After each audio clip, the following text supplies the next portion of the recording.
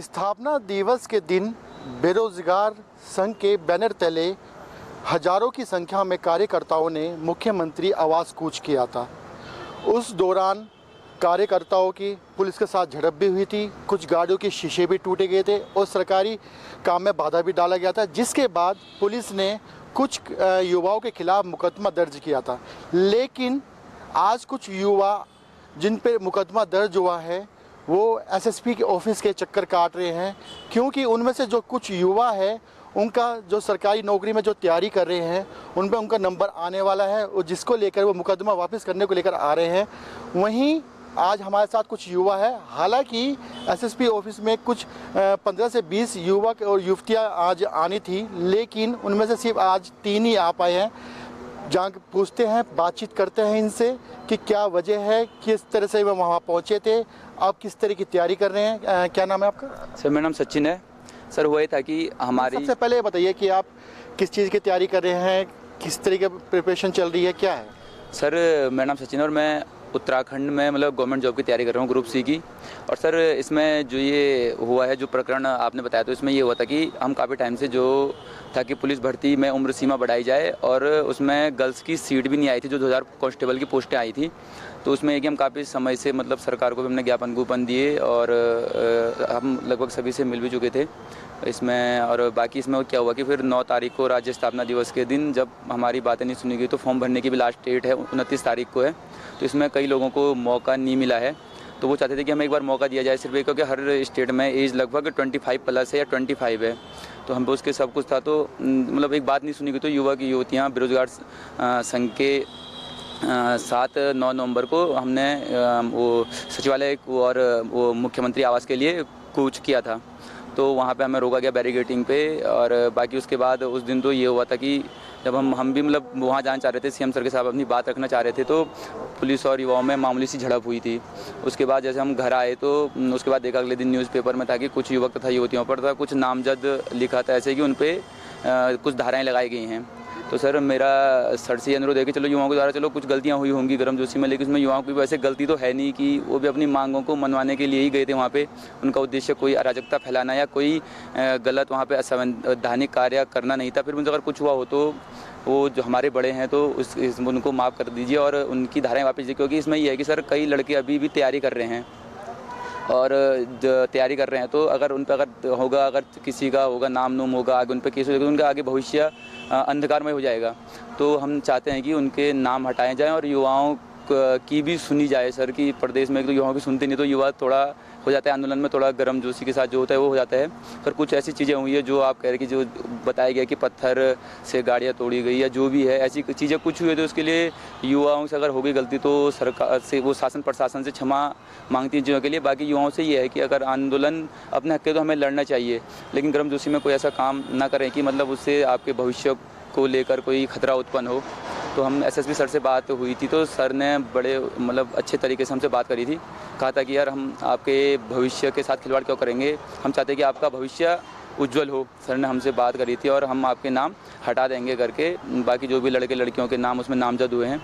और भी युवा है हमारे साथ में, उनसे बातचीत करते हैं कि वो किस तरह की तैयारी कर रहे थे, कौन से एग्ज़ाम की, और जिस तरह से उस दिन स्थापना दिवस के दिन पे बेरोजगार संघ के बैनर तले आए थे यहाँ पर, क्या हुआ था उनके साथ में। क्या नाम है आपका? सर मेरा नाम विनोद पुरोहित। आप कहाँ से हैं और किस चीज़ की तैयारी कर रहे थे? सर मैं उत्तराखंड चमोली गढ़वाल से हूँ सर, लेकिन सर रहतम देहरादून से ही है। सर हमारी पहले से तैयारी उत्तराखंड की चल रही, तो सर हम पुलिस की तैयारी करें उत्तराखंड में। सर जो हम आते हैं लड़के, सर हम सामान्य वर्ग में आते हैं। सर जो हमारी एज है पुलिस में 22 साल, 18 से 22 साल। सर अगर 22 साल, सर अभी आप ही बताओ, जो लड़का अगर पहले से तैयारी कर रहा है इतने टाइम से, देखो इतने टाइम से हमारी पुलिस की पोस्टें भी नहीं आई, तो सर जो सामान्य वर्ग का लड़का है उसकी एज ओवर होगी। हम तो अपनी मांग को लेके गए थे, हम सरकार से हम ये मतलब हम इस विषय में गए थे सरकार के पास कि सर जो हमें आगे भर्ती नहीं मिली सर, क्योंकि बहुत लेट के बाद उत्तराखंड में भर्ती आई, तो हम चाह रहे सर कुछ हमें रिलैक्सेशन दिया जाए, क्योंकि सर हमारा भी सपना होता है या तो फौज होता है तो आर्मी होता है। सर आर्मी में भी एज चले गई, सर अब पुलिस की तैयारी कर रहे थे सर उसमें भी एज चलेगी, तो सर इसी।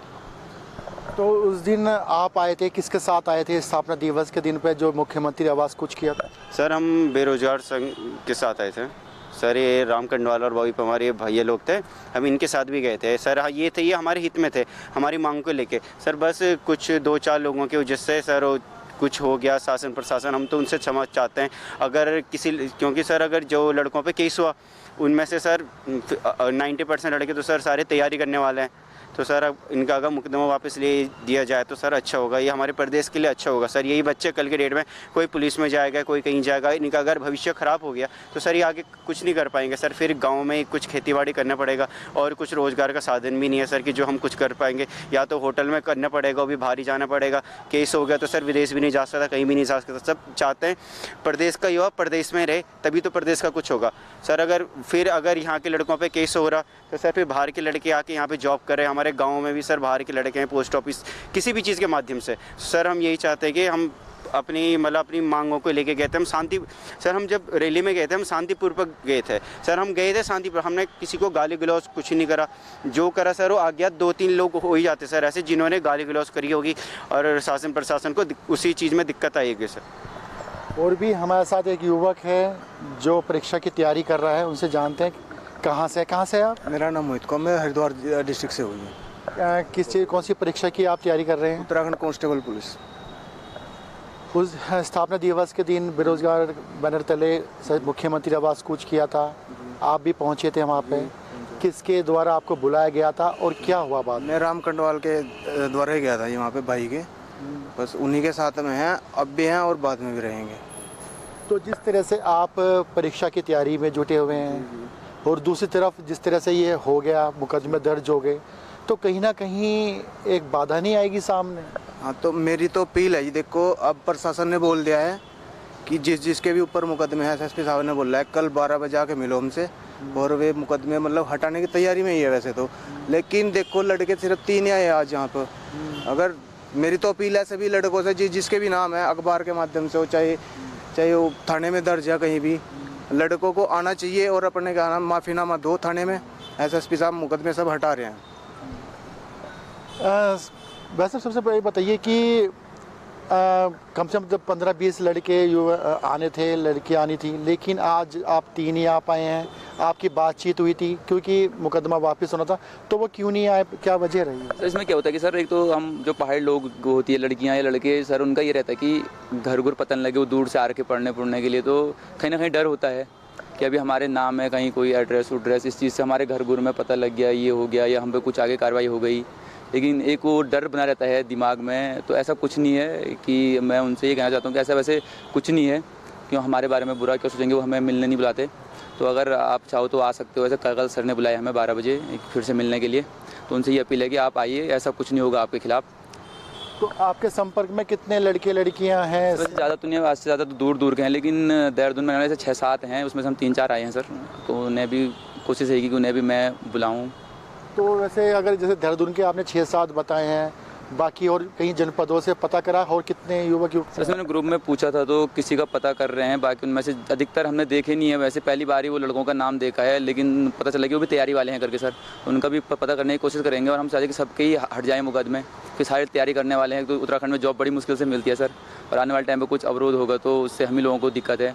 तो क्यों ना हम खुद जाके बात करके सर से रिक्वेस्ट करें इस चीज़ के लिए, इसलिए आए थे यहाँ पर। अभी जो ये युवा है एसएसपी ऑफिस आ चुके हैं और माफ़ीनामा देने को तैयार है। तो वहीं अगर हम एसएसपी की बात करें तो एसएसपी भी इनको आश्वासन देने के बाद में इनके जो मुकदमे हैं वापस लेने की बात कही जा रही है। कैमरा पर्सन अफजाल के साथ हिमांशु चौहान, रफ्तार मीडिया, देहरादून।